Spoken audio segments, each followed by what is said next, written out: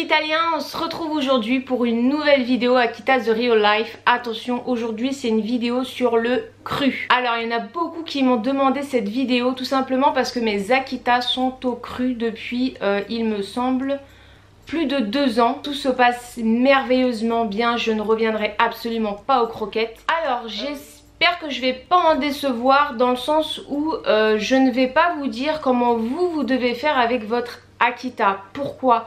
Tout simplement parce que chaque Akita a ses propres besoins. Chaque Akita, et quand je dis Akita c'est chien, chaque chien a ses propres besoins, chaque chien a sa propre santé tout simplement. Chaque chien a ses propres envies, ses propres goûts. Je vais vous donner plein de choses dans cette vidéo, mais je vais pas vous mâcher le travail que vous devez faire absolument vous au préalable. Donc j'espère que cette vidéo va vous plaire, j'espère qu'elle sera assez complète. Après vous pourrez toujours me poser des questions, que ce soit en message privé sur ma page Facebook Akita The Real Life, sous ma vidéo YouTube ou sous ma vidéo Facebook ou là où vous voulez, je serai toujours disponible. Allez, c'est parti!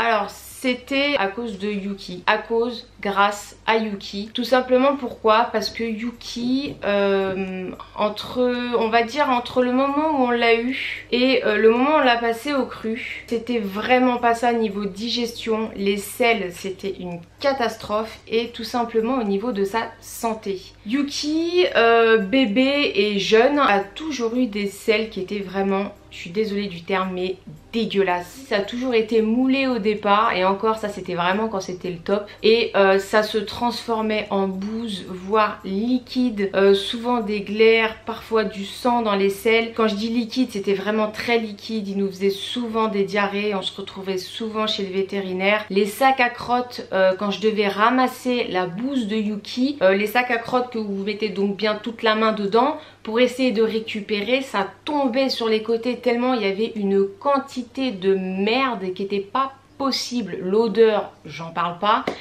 Mais le plus important quand même c'était sa santé. Yuki, même à plus de 1 an, 2 ans, bah en fait était vraiment très mince pour un Akita Inu. Parce qu'il ne dépassait pas, alors il est haut sur pattes, enfin il a une taille normale d'Akita Inu mâle. Mais il dépassait absolument pas les 29 kg. Quand il était à 29 kg c'était vraiment le top du top. Et du coup on sentait constamment et on voyait les côtes, on voyait la colonne vertébrale, les hanches derrière, c'est une catastrophe. En fait le poil camouflait énormément en fait son corps qui était très mince et quand il jouait, qu'il était en mouvement, on voyait les os à travers même le poil de l'Akita qui est pourtant bien dense. Justement en parlant de poil, son poil n'a jamais été au top, il était beau mais pas autant qu'aujourd'hui, il était pas brillant, il avait pas un vrai sous-poil, il a jamais eu un vrai sous-poil avant le cru. Alors arrivé à ses 1 an à peu près, oui bah en fait il avait 1 an, il a eu ses 1 an en octobre et il est tombé malade, on était en janvier, ça m'a bien marqué parce que tout simplement on a failli perdre Yuki.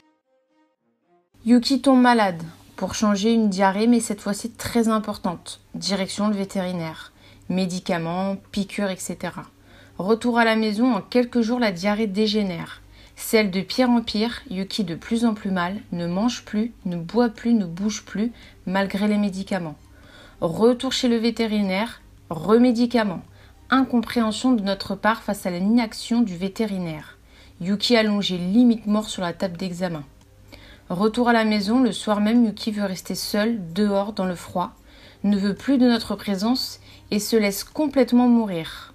Flaque de sang en guise de sel, on ne peut plus attendre. Direction Maison Alfort. 5 jours d'hospitalisation, 5 jours sous perfusion, une panoplie de tests pour au final nous dire intolérance alimentaire et plus de 1 500 € de frais vétérinaires.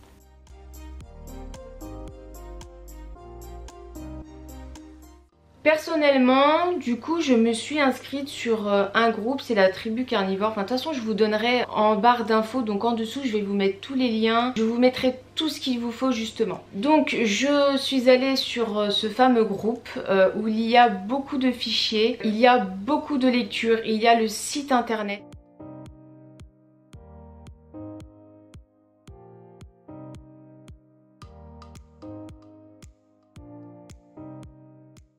J'ai passé des semaines à me renseigner, à faire ma propre lecture. J'ai bien compris qu'il fallait dans un premier temps beaucoup lire, regarder les fichiers, regarder les témoignages. Moi, ce qui m'intéressait au départ, parce que forcément avec le souci de santé de Yuki, je recherchais des témoignages, des gens qui avaient des soucis de digestion avec leur chien et qui auraient été solutionnés par le passage au cru. Du coup, avec la barre d'infos sur le groupe, vous pouvez rechercher avec digestion, problèmes de peau, etc. Tout ça pour vous dire qu'il faut que vous preniez votre temps. On ne peut pas passer... Alors, quand on passe d'une croquette à une autre, je trouve ça plus simple. Beaucoup plus simple. Vous avez juste à verser les croquettes, faire la transition. Mais pour le cru, vous passez pas des croquettes au cru comme ça en claquement de doigts et en faisant n'importe quoi. Parce que pour le coup, je vous conseillerais de rester aux croquettes plutôt que de faire un cru en faisant n'importe quoi. Pour moi, il y a une longue période quand même où il faut vraiment bien se renseigner.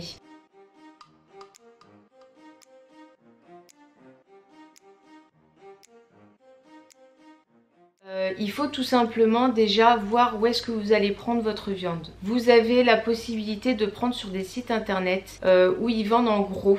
Soit vous voulez prendre des très grosses quantités, vous avez la possibilité de stocker des très grosses quantités et vous pouvez commander. Soit vous pouvez aussi commander avec d'autres personnes. Il y a des groupes Facebook par rapport aux régions où vous êtes et les gens s'organisent pour faire des commandes groupées pour éviter les frais de port tout simplement qui sont importants. Vous avez aussi, peut-être que vous avez des bons plans près de chez vous. Il y en a qui arrivent à avoir de très bons plans à côté de chez eux. Essayez de voir où est-ce que vous pouvez prendre telle ou telle viande, à quel prix, notez. Organisez-vous vraiment bien pour le passage au cru.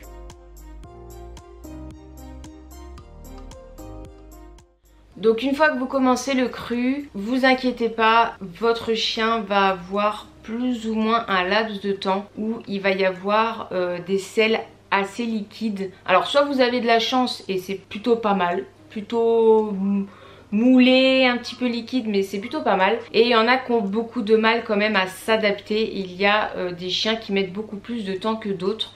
Vous pouvez les aider avec pas mal de choses, des probiotiques, enfin vous verrez, vous aurez tout ça, je peux pas rentrer dans le détail.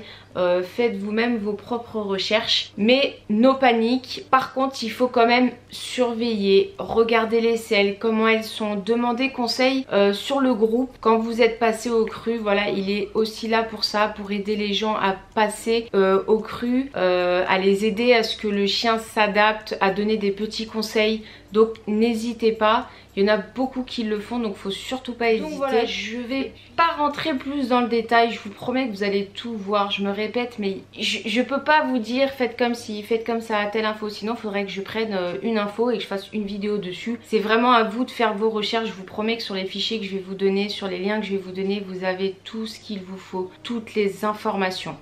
Alors je suis désolée, je vais m'attacher les cheveux parce que je suis juste en ébullition.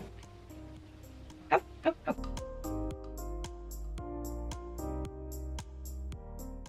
Alors je dirais le premier point négatif. Alors quand je dis les points négatifs, sincèrement aujourd'hui ce ne sont plus des points négatifs pour moi. Le premier point négatif c'est justement au début. En fait ça fait deux points négatifs. Le premier je vais dire c'est le temps de s'adapter quand on n'aime pas trop ça à manipuler de la viande. Franchement on s'y fait ou pas, j'ai toujours en tête que voilà, j'ai pas acheté cette viande là pour me nourrir moi, j'ai acheté cette viande là pour nourrir mes chiens. Et pour moi c'est totalement différent. Je vous avoue qu'il y a des fois encore où j'ai un peu de mal, etc. à manipuler les odeurs, etc. etc. Mais on s'y fait en quelque sorte, voilà, et j'accepte de le faire quand je vois tous les points positifs sur mes chiens.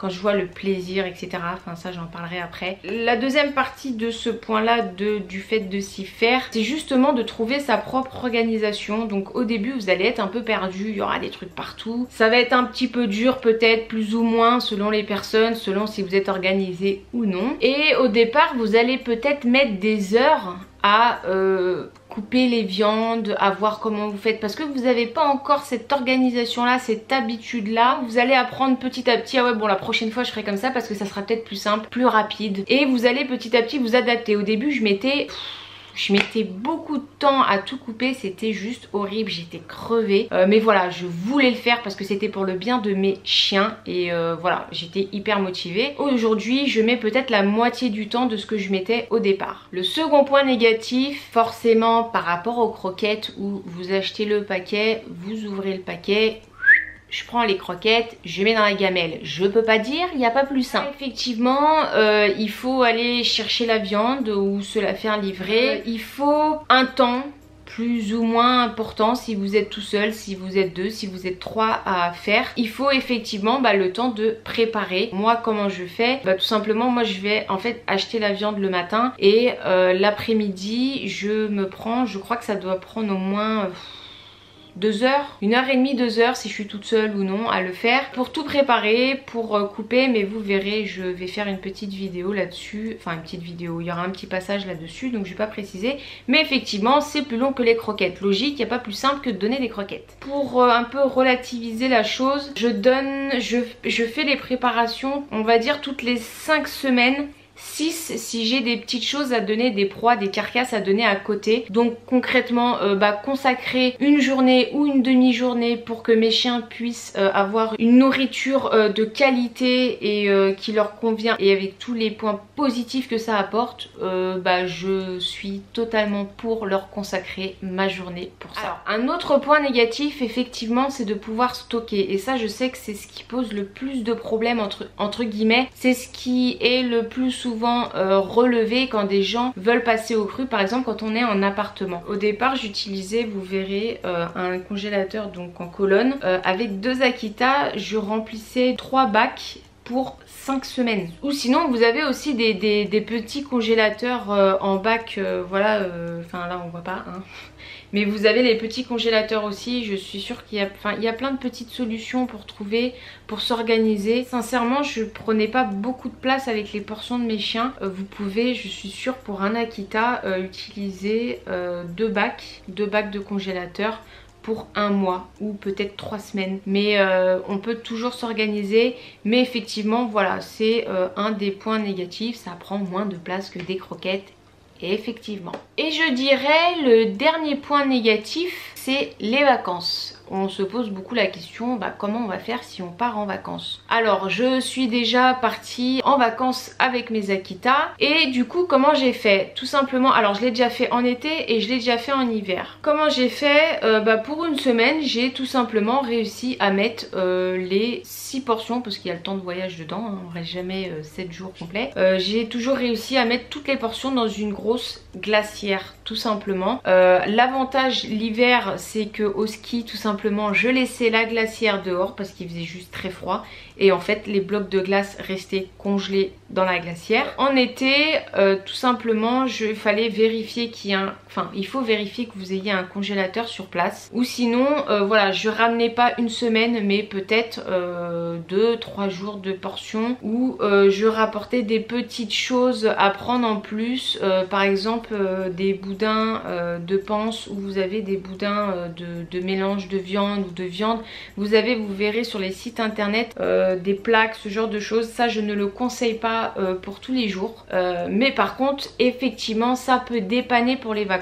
Mais si demain je vais en location par exemple, je prendrai je pense des blocs de viande parce que ça prend moins de place. Par contre ce que j'ai fait et ce que je ferai dans ce cas là, c'est que vous pouvez tout simplement vous déplacer dans les supermarchés, Carrefour, Lidl, enfin bref, tout ce que vous voulez. Vous pouvez vous débrouiller en fait avec ce que vous pouvez apporter et ce que vous pouvez acheter sur place. De la viande, ça se trouve partout.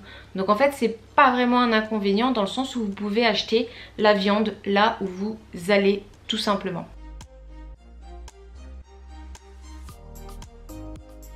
Et je vais utiliser entre guillemets Yuki, en tout cas les résultats de Yuki, pour reprendre des points positifs du passage au cru. Alors tout simplement Yuki, le passage au cru, et ben ça a été juste la chose qui lui fallait. Yuki, première chose, physiquement a totalement changé. C'est juste flagrant. Yuki a pris avec le cru peut-être plus de 6 kilos, 6 voire 7 kilos.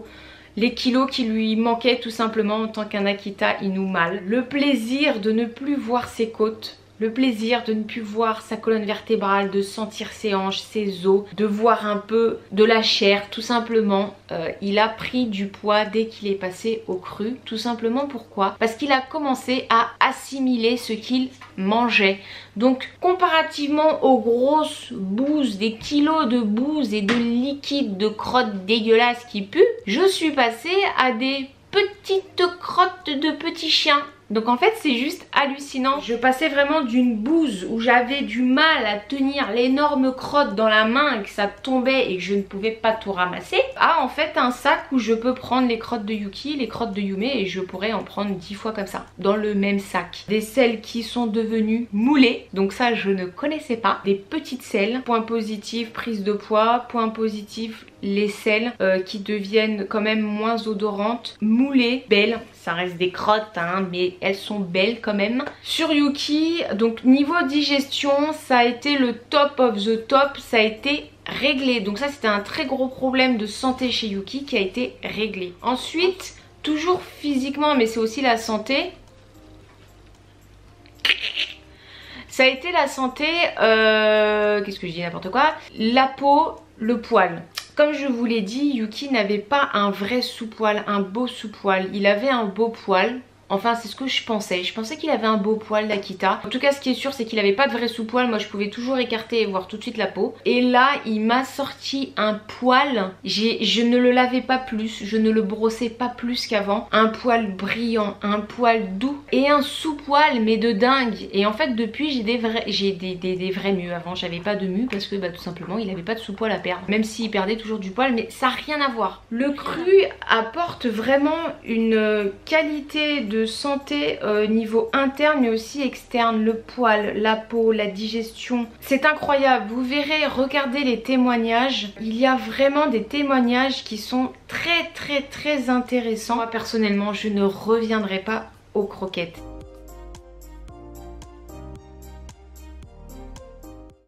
Alors, je ne pouvais pas faire une vidéo sur le cru sans parler des idées reçues. Comme on sait, il y a toujours des idées reçues sur plein de choses, la dominance, etc. Et le cru en fait partie. Du coup, je vais reprendre quelques petites choses qui me semblent intéressantes dans ce thème du cru. Alors, la première chose que je vais aborder, c'est le fait que donner du cru aux chiens, donc ça va rejoindre un peu le côté dominance, etc. Voilà. Donner du cru aux chiens et donc forcément du sang, ça va les rendre agressifs. Alors, je suis toujours là, je suis vivante, j'ai mes 10 doigts, je vous promets j'ai mes 10 orteils mais je vais pas vous les montrer. Mes bras, mes jambes, tout va bien, mes oreilles ne sont pas bouffées, j'ai pas de morsure, bon j'ai juste des plaques rouges parce que j'ai super chaud. Mais écoutez, tout va bien. Je ne sais pas si vous me suivez sur Facebook, sur YouTube et tout, mais je vous promets que mes chiens n'essayent pas de me bouffer tous les jours. Je me couche tous les soirs, écoutez ça va, j'ai pas trop peur. Je me lève tous les matins, je suis toujours vivante. Et mes chiens, voilà, j'ai Yume qui est en train de dormir comme une patate, Yuki qui doit être en train de dormir sur le lit avec Mathieu à l'étage. Tout va bien. Mes chiens ne sont absolument pas devenus agressifs parce qu'ils sont passés de croquettes au cru. Ça c'est une idée reçue qui est totalement fausse, c'est faux. Vous voulez une preuve? Vous avez mes chiens, voilà. Vous voulez d'autres preuves? Vous allez sur les groupes de cru, bar, faso, tribu carnivore. Voilà, 3 minutes juste pour dire que non, le cru ne rend pas dangereux ou agressif ou donne pas soif de sang. Juste Yuki adore quand c'est sanglant. Quand il y a du sang, voilà, il adore lécher le sang, etc. C'est une crème, il a jamais essayé de me croquer. Il est souvent dit également qu'il ne faut absolument pas donner de cru parce que en fait il y a des os et il faut absolument pas donner d'os aux chiens. Ça c'est faux. C'est vrai et c'est faux. Il ne faut absolument pas donner des os qui sont cuits. Les os qui sont cuits sont dangereux parce que quand ils se pètent, ça se casse très très mal et effectivement il peut y avoir des gros soucis. Donc non, vous pouvez donner des os qui sont crus. Ensuite effectivement c'est dangereux si vous donnez des os même crus qui sont nus. C'est pour ça qu'il faut toujours donner des os qui sont charnus. Qu'est-ce que ça veut dire un os qui est charnu? Eh bien c'est un os où il y a la viande autour, tout simplement. Ils broient les os à travers la viande et ils avalent du coup les morceaux qui sont entourés de viande. Alors c'est pas vraiment une idée reçue mais beaucoup pensent qu'il faut faire justement une transition entre les croquettes et le cru. Non, ce n'est pas le cas. Ce n'est pas une transition entre une marque de croquettes et une autre marque de croquettes. Là c'est vraiment un passage d'un type de nourriture à un autre type de nourriture qui n'a strictement rien à voir. Le temps de digestion est complètement différent. Donc en fait quand vous passez des croquettes au cru, bon bah voilà, moi j'avais donné par exemple, je dis une connerie, le mardi soir j'ai donné des croquettes, le mercredi soir, quoique il y en a qui veulent faire une journée sans donner de nourriture, moi effectivement j'ai donné le lendemain, sinon j'allais peut-être me faire bouffer parce que je donnais pas à manger une journée. J'ai donné le lendemain, je suis passée au cru 100%. J'ai oublié quelque chose de super important qui est le budget. C'est une question qui revient tellement de fois et moi je l'oublie. Donc le budget, souvent on nous pose la question mais est-ce que ça coûte pas plus cher que des croquettes? Ou alors affirmation, mais c'est sûr que ça coûte beaucoup plus cher que des croquettes. Donc ma réponse ne va pas être catégorique oui ou non. Pourquoi? Moi personnellement, j'en ai pour... Alors, plus ou moins, parce que j'avoue que j'arrête un peu de calculer. Je dois être sur 5 semaines. Je suis à entre 70 et 100 euros de budget plus ou moins. Effectivement, si j'arrive à avoir des bons plans, si je participe à des commandes groupées, si j'ajoute des petites choses à droite, à gauche, enfin bref, c'est le budget que j'ai plus ou moins. Donc moi personnellement, ça ne me coûte pas plus cher que des croquettes de très bonne qualité dans lequel j'avais un très gros budget avant, à la période où j'étais aux croquettes. Ça me coûte donc le même prix, voire moins cher. Après, ça peut me coûter plus cher. Mais personnellement, voilà, je décide de mettre un peu plus cher s'il le faut, mais je ne reviendrai pas aux croquettes. Je suis trop satisfaite du cru. Maintenant, il y a des personnes qui n'arrivent pas à avoir de bons plans, qui ont des tarifs qui sont très importants près de chez eux. Enfin bref, qui vont effectivement pouvoir dépenser plus que des croquettes. Un peu plus, beaucoup plus. Voilà, il faut regarder. Et il y a des personnes qui arrivent à avoir des super bons plans, que ce soit avec les producteurs directement, agriculteurs, producteurs, je ne sais pas, que ce soit avec leurs bouchers, que ce soit avec des commandes groupées. Ils arrivent à avoir des très bons plans et arrivent à avoir un budget bien inférieur au prix de croquettes de très bonne qualité. Donc voilà, je ne peux pas vous dire oui, non, peut-être, je ne sais pas. En tout cas, ce que je peux vous dire, c'est que ce n'est pas forcément plus cher que des croquettes de très bonne qualité. Et comme je l'ai expliqué au départ, avant de se lancer, c'est pour ça que c'est une étape qui est importante, c'est de se renseigner où est-ce que je vais acheter telle viande, tel poisson, tel légume, tel fruit, et de savoir à quel prix, pour quelle quantité, et de faire ses calculs et de se dire, bon, moi par rapport à mon budget, est-ce que je peux me lancer ? Parce que ça serait franchement con de commencer à commencer le cru avec son chien, de lui changer complètement son alimentation et de se retrouver à se dire non mais là je ne peux pas, hop, demi-tour aux croquettes. Donc effectivement c'est une étape importante avant de se lancer au cru. Où est-ce que j'achète ? À quel prix ? Pour quelle quantité ? Mais ce n'est pas forcément plus cher que des croquettes.